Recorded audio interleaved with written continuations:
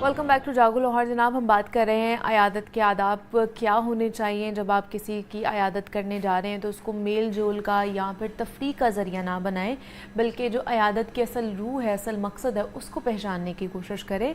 Doctor साहब हमारे साथ मौजूद हैं। डॉक्टर साहब, आप कुछ पर्सनल एक्सपीरियंस था वो बताने वाले थे। अयादत की जो आपने रूल्स रेगुलेशन की बात की और उसके आदाब के बारे में बात की, तो मेरा एक स्टाफ जो मेरे साथ काम करती हैं, उनकी रिसेंट पास्ट में अभी उनकी एक बहन थी, बेचारी सीढ़ी से उतर रही थी तो वो गिर गई, उनकी कमर में चोट लग गई और वो काफ़ी तकलीफ दे हालात में हैं इस वक्त भी। तो उन्होंने मुझे बड़ा अपना एक्सपीरियंस बताया। कहते कि जब मैं हॉस्पिटल से घर जाती हूँ तो किसी दिन तो वो मुझे बहुत ही मोटिवेटेड मिलती है, खुशी से मिलती है और मैं उससे इसका हाल चाल पूछती हूँ, और किसी दिन वो इंतहाई डिप्रेस और रोते हुए मिलना। तो जिस दिन वो मुझे रोते हुए मिलती है और डिप्रेस मिलती है तो मैंने उससे पूछा कि भाई तुम्हें ये हुआ क्या है। तो मेरी वालदा मोहतरमा जो उनकी तीमारदारी के लिए, उनकी आदत के लिए उनके साथ रहती हैं, उन्होंने बताया कि इस मोहल्ले की एक औरत जो है वो आई आदत करने के लिए। तो आके उसने बताया कि भाई ये मेरे बेटे को भी जो है ये इस तरह की चोट लगी थी तो आज तक ठीक नहीं हो सका। अब आप ज़रा देखें जो मैसेज है, ये जुमले जो हैं वो लोगों पे कितना इम्पेक्ट करते हैं और हम कितनी आसानी से बोल देते हैं, कितनी आसानी से अपनी नेगेटिव बात कह दिया और उसके बेचारी की ज़िंदगी में चल ट्रॉमाइल आ गया और वो रात तक, मैंने सुबह ये बात हुई तो रात तक उसको इतनी डिटोरेट हुई कि उसने अपना हाथ पैर जो हिलाने वाली एक्सरसाइज थी और वो करना वही छोड़ दिया उसने कि जब मैं ठीक ही नहीं हूँ ना तो मुझे क्या करना है। कहते एक दफ़ा और मैं गई अपनी बहन के पास, मुझसे मिली जाके तो मुझे बड़ी पॉजिटिव हाई स्पिरिट्स में नज़र आ रही है और बहुत अच्छी बात कर रही है। तो मैंने उससे पूछा कि आज तुम बहुत खुश लग रही हो, बहुत अच्छा नज़र आ रहा है। तो वालदा ने फिर बताया कि जनाब अली एक पड़ोसन आई थी, उसने कहा कि तुम तो बड़ी शानदार लग रही हो, तुम्हें जो है वो तो तुम्हें अपने बच्चों के लिए जो है ना वो अपने आप को बेहतर करना है और ये तो दिनों की बात है। किसने तुम्हें कह दिया कि तुम जो है वो तुम्हें ठीक नहीं हो सकती, तुम बीमार रहोगी। तो वो करें ये 2-3 जुमले जो है ना उसके इतने स्पिरिट्स के कि वो उसने एक्सरसाइज शुरू कर दी और उसने जो है ना वो हाई स्पिरिट्स का मुजाहरा करना शुरू कर दिया। देखिए जुमले का असर कितना पड़ता है। बेशक ऐसे ही। आप देखें ना, हम घरों में क्या कहते हैं कि भाई तुम तो ठीक ही नहीं हो सकते, तुम ये नहीं कर सकते, आदत करने के लिए शक्ल में ऐसे बन के आ रहे हैं कि जैसे तकरीबन वो जाने ही वाला है। मैं आपको अपना एक बड़ा ज़बरदस्त एक्सपीरियंस सुनाता हूँ और वो बड़ा एक शानदार मेरा एक्सपीरियंस रहा। ये जब कोरोना का हालात थे और आपको पता है कि दुनिया का सबसे बड़ा अजाब जो मेरे ख्याल से हमारी नस्ल ने देखा, आप सब लोगों ने देखा और हम भूल गए क्योंकि हमें भूलने की आदत है और हम भूल चुके हैं कि अल्लाह ने हमारा कितना बड़ा इम्तिहान लिया था। चले उसकी बड़ी मेहरबानी कि उसने निकाल दिया उसको। अच्छा, मुझे 3 दफ़ा उस दौरान कोरोना हुआ और क्योंकि हमने अपना हॉस्पिटल बंद नहीं किया था तो पेशेंट जो थे वो बहुत ज़्यादा हमारे साथ मिलते जुलते थे, हमने पेशेंट चेक भी करने होते थे। 2 दफ़ा तो मैं ठीक हो गया, तीसरी दफ़ा जो था वो मुझे हत्ता कि आईसीयू में जाना पड़ गया और आईसीयू में जब मैं गया हूँ तो हत्ता के सी पैप तक और वेंट तक जाना पड़ गया और मैंने ये अपनी आंखों से देखा मरते हुए लोगों को बेतहाशा। कुछ लोग बचे होंगे उस वार्ड में। अच्छा, लेकिन एक बंदे का जो अमल था ना, बल्कि 2 बंदों का अमल जिसको मैं ज़रूर आपको अपनी ज़िंदगी के एक बहुत बड़ा राज बताऊँगा। अच्छा, क्योंकि मुझे उन्होंने वार्ड में बिल्कुल शुरू में रखा हुआ था। अच्छा। क्योंकि उनके हिसाब से मैं तकरीबन जाने ही वाला था। 85% मेरे लंग्स ख़त्म हो गए थे और एक दिन पहले ही मुझे पता चला था। उन्होंने कहा भाई इसके पास 1-2 दिन है। तो लाइट्स उन्होंने मेरे ऊपर डाली हुई थी काफ़ी ज़्यादा, जैसे अभी ये लाइट्स आपके स्टूडियो की है। एक पर्दा था जो कभी कभी वो मेरे ऊपर लगा देते थे। सही है, आपको पता है वो। जी। तो एक लड़का था जिसका नाम अली था, वो वहाँ पे अटेंडेंट था जो मेरी कुछ चीज़ें ठीक करता था, कि यूरिन बैग वगैरह ठीक करता था। आप सोचिएगा वो करता क्या था। वो ऐसी ज़िंदगी की अलामत था मेरे लिए कि जब वो अंदर आता था ना पर्दा हटा के, आपको पता वो आता किस तरह था? वो आता ऐसे था, ऐसे से करता। अच्छा। कहते डॉक्टर साहब क्या बात है, क्या शानदार लग रहे हैं आप डॉक्टर साहब, मैंने अभी मशीनें देखी हैं, आप तो बस कल छुट्टी होने वाली है आपकी, आप अभी जाने वाले हैं यहाँ से। और यकीन करो कि मैं 24 घंटे आईसीयू के अंदर, यानी जो बंदा जिसको वेंट सी पाइप लगा हुआ है और जो जिसको उसको नज़र भी आ रहा है मशीनों से कि उसके क्या अपने हालात हैं, जब अवेयरनेस आ गई है, लेकिन उस लड़के की एक हरकत की वजह से क्या बात है मुझे ज़िंदगी की अलामत नज़र आती थी। कहते थे अब डॉक्टर ने डिसाइड कर लिया है कि आप कल छुट्टी हो जाएगी आपकी। क्या बात है। दूसरा, मेरी वाइफ आती थी आईसीयू के अंदर रात के 3 बजे 4 बजे, जब वो आती थी और वो डॉक्टर्स के पूरे कपड़े पे, आपको पता है ना कोरोना के हालात में क्या हालात है, अलाउ भी नहीं था, पता नहीं बेचारी किस तरह से लोगों की इजाजतें लेके पहुंचती थी आईसीयू में। मैं उस वक्त कोई खाना खाता था, इंतजार रहता था मुझे कि वो आएगी तो मैं कुछ खाऊंगा। क्या बात है। देखिए ये वो आदत है कि जो नॉन वर्बल आदत है, बेशक ऐसे ही कि जो आप मुंह से कुछ नहीं कह रहे, आप कर रहे हैं, लेकिन उसके जेस्चर, रवैया जो है ना, आपके रवैये ऐसे हैं। और कहाँ रवैया ऐसा है कि वो कहती है कि अब तो जाने वाले हैं जी। और दूसरा जो है ना, वो आपको मोटिवेट कर रहे हैं अपने सिर्फ रवैयों की वजह से। एक कॉलर है डॉक्टर साहब, उनसे बात कर लेते हैं। मियाँ वाली से कॉल किए सलार ने। अस्सलाम वालेकुम।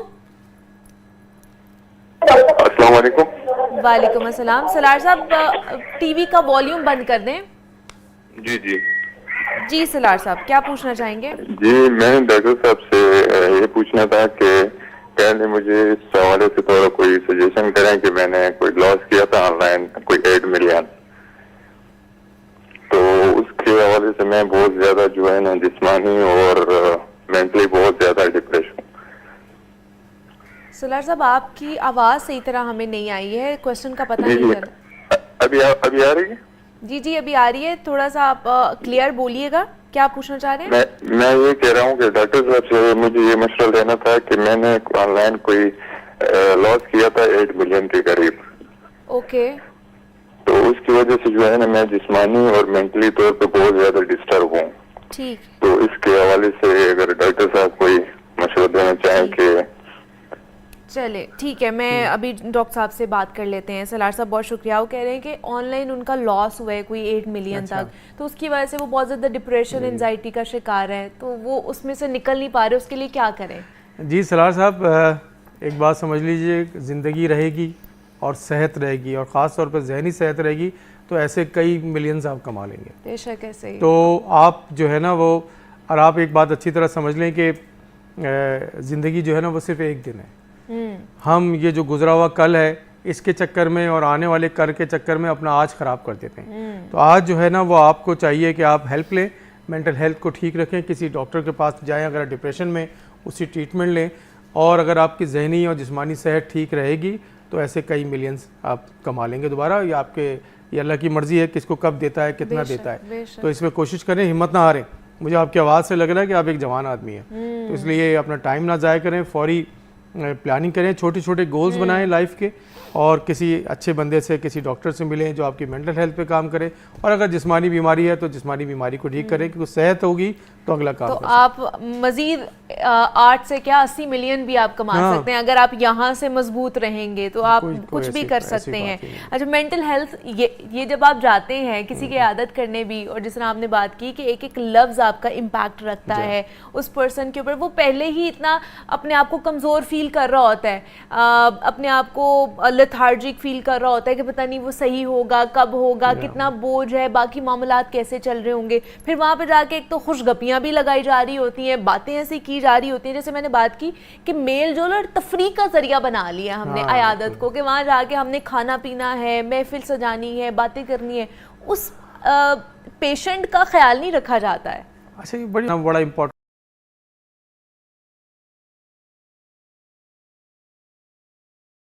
आप एयरपोर्ट पे जाए ना, ज़रा देखें कि लोग उम्रे पे जाते हैं, हज पे जाते हैं, छोड़ने जा रहे हैं कितने सारे लोग, लेने आ रहे हैं कितने सारे लोग। ये हमारे कल्चर का खूबसूरत हिस्सा भी है। इयादत में भी इसी तरह से मामला है। अच्छा, ये थेरापेटिक प्रेजेंस जिसे कहते हैं कि जिसकी वजह से बंदा बेहतर होता है, उसके कुछ रूल्स भी हैं। सही है। उन रूल्स को फॉलो कर लेंगे। अच्छा देखिए, अल्लाह ताला ने ना हमें बनाया है, अल्लाह ताला को पता है कि हम क्या हैं, तो उसने इस इयादत के लिए बड़े बड़े इनामात रखे हैं। कि हर चीज़ में हम कहते हैं ना कि बच्चे से क्या कहते हैं हम, कि भाई तुम नंबर आएंगे तुम्हें इनाम मिलेगा, तुम बहुत अच्छा काम करो तुम्हारी तनख्वाह बढ़ा देंगे, तुम ऐसा करोगे तुम्हारी प्रमोशन कर देंगे। इंसान की फितरत में शामिल है कि उसको रिवॉर्ड चाहिए जी। तो अल्लाह ताला ने जो है ना वो बड़ा खूबसूरत सी मैसेज दिया है कि भाई अगर तुम इयादत के लिए सोचोगे तो ही एक फरिश्ता जो है वो 80 साल तक तुम्हारे लिए दुआ करेगा। मतलब अल्लाह ताला ने बड़े बड़े किस्म के अट्रैक्शन हमें दिए हुए हैं, तो ये भी हमारे लिए अट्रैक्शन का बाइस है। लेकिन तुम जहमत बन जाओगे तो फिर तुम्हें सज़ा भी है। वो आप वाली बात है कि एक तो टाइम मैनेजमेंट, जो है ना वो बहुत ज़रूरी है। जिस तरह से अब यूरोप को तो हम बुरा तो कहते हैं, लेकिन देखिए अब वहाँ पे कोई मिलने किसी से जाता है तो इजाज़त लेके जाता है, उसकी आसानी देख के जाता है।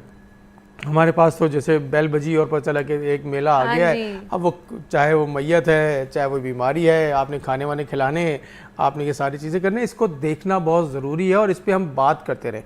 अच्छा, 2 जगहें हैं, मैं हमेशा इस पर बात करता हूँ, 2 यूनिट्स हैं। एक तो घर सबसे बड़ा यूनिट है, यहाँ पे ये तरबियत देनी चाहिए, ये तरबियत इस पे बताना चाहिए कि बेटा किसी के पास जाना है तो पूछ के जाना है। बच्चियों को भी तरबियत देनी चाहिए, बच्चों को भी तरबियत देनी चाहिए, लेकिन उससे पहले खुद अमल करना चाहिए। दूसरा एक यूनिट है जिसको हम तरबियती गाह कहते हैं। स्कूल्स हैं, मदारिस हैं, यूनिवर्सिटीज़ हैं, कॉलेजेस हैं, वहाँ पे भी इस पे बात करनी चाहिए कि भाई किसी के पास जाना है तो उसके क्या तरीक़े हैं, क्या आदाब हैं, ये सीख लें। हमारे पास हमारे करीम आका सल्लल्लाहु अलैहि वसल्लम ने पूरी गाइडलाइन दी हुई है कि किसके पास जाके कैसे मिलना है। मैं एक वाक़या और आपसे शेयर करना चाहता हूँ, क्योंकि मैं चाहता हूँ कि इस तरह की चीज़ें लोगों तक पहुँचें। हमारे पास एक मरीज़ था कि जिसको भी तकलीफ दे बीमारी, स्किज़ोफ्रेनिया की बीमारी, शिज़ोफ्रेनिया जिसको कहते हैं। अच्छा, वो बिल्कुल खामोश रहता था। इसी तरह से एक विज़िट के अंदर खामोश रहता, 10-10 साल से खामोश है, बिल्कुल बात ही एक लफ्ज़ नहीं कह रहे। यानी आप बीमारी का आलम देखें, जवान बच्चा है, दोनों वालिदैन डॉक्टर है, अल्टीमेटली इसको यहाँ छोड़ के चले गए। अब एक स्टूडेंट जो है ना वो कहीं से इंटर्नशिप करने के लिए किसी तरह से आती है, उसको पता चलता है वो कुछ नहीं करती, वो साथ बैठ जाती। अब दोनों साथ बैठे बेंच पे, महीनों सालों चुप। वो आना है, उसने कभी टाइम मिलना है बैठ जाए, कोई बात नहीं आपस में हुई, हत्ता कि फिर उसने बोलना शुरू हो गया, तबीयत उसकी बेहतर हो गई। वो लड़की तो पता नहीं कहाँ चली गई, लेकिन उसके बाद अल्टीमेटली उसकी फैमिली उसको अपने घर ले गई और वो अब जॉब कर रहा है, उसकी शादी हो गई है। आप देखें कि खाली एक थेराप्यूटिक प्रेजेंस जो है और एक ऐसे आदमी की प्रेजेंस जिसका आपका कोई ताल्लुक नहीं है, उसने कैसी मोटिवेशन और पॉजिटिव रेज उसके अंदर ट्रांसफ़र की कि वो बोलने लगा नॉर्मल सिर्फ साथ बैठने का। यार हम वालिदैन के साथ नहीं बैठते, हम अपनी बीवी बच्चों के साथ नहीं बैठते, उनको टाइम ही नहीं देते। इस मोबाइल फ़ोन ने तो ज़िंदगियाँ सबकी ख़राब करके रख दी, तो ये आदत कहाँ तक जाएगी। आप ये देखिए कि कितनी बड़ी बात है, जब भी आप एक जैसे लोगों के साथ आप देखिए जब बात करते हैं, मिलते हैं, तो आपके अंदर कितनी शानदार एनर्जी आती है। अदरवाइज आप थोड़े दिन चल नहीं सकता काम, ये चाहे कोई रिश्ता हो, आप एनर्जेटिक फील करते हैं, आप वरना वाइब्स आती हैं आपको। और पॉजिटिव लोगों के साथ रहने की ज़्यादा ख्वाहिश होती है, जो आपको कोई गलतियां हर वक्त नहीं निकालते रहते हैं, आपको अप्रिशिएट करते हैं कि भाई आप अच्छे लग रहे हैं, आज आपने कपड़े अच्छे पहने हुए हैं, या आपको कोई परेशानी है तो वो ठीक हो जाएगी अल्लाह की मदद से। इस तरह की पॉजिटिव बात करने वाले लोग जो है ना बहुत इम्पैक्ट करते हैं। ऐसे लोगों के साथ रहा करें और ज़रूरत भी है हमारे माशरे को ऐसे लोगों की। तो जनाब, अयादत के हवाले से हम बात कर रहे थे कि आप लोग भी जाएं, ज़रूर जाया करें, अपने रिश्तेदारों के लिए, अपने अजीज़ो क़ारिब के लिए, दोस्तों के लिए, फैमिली मेम्बर्स के लिए, अपने बीवी बच्चों के लिए, माँ बाप के लिए टाइम निकालें, उनके साथ टाइम स्पेंड करें।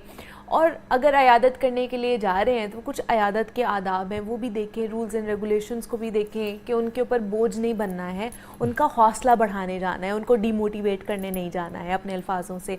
तो डॉक्टर साहब, आखिरी बात मैं कह दूं कि जैसे आपने जो रूल्स की बात की है कि उनके पास जाके खाने के बजाय भाई खाना पका के ले जाया करें। एग्जैक्टली, ये खाना पका के ले जाया करें, उनके ऊपर बोझ ना डालें, उस दिन का खाना अपनी तरफ से ले जाएं। बिल्कुल, ये बहुत अच्छा कर सकते हैं आप। ये डॉक्टर साहब हमारे साथ मौजूद है। डॉक्टर साहब, थैंक यू सो मच कि आपने टाइम निकाला हमारे लिए और आप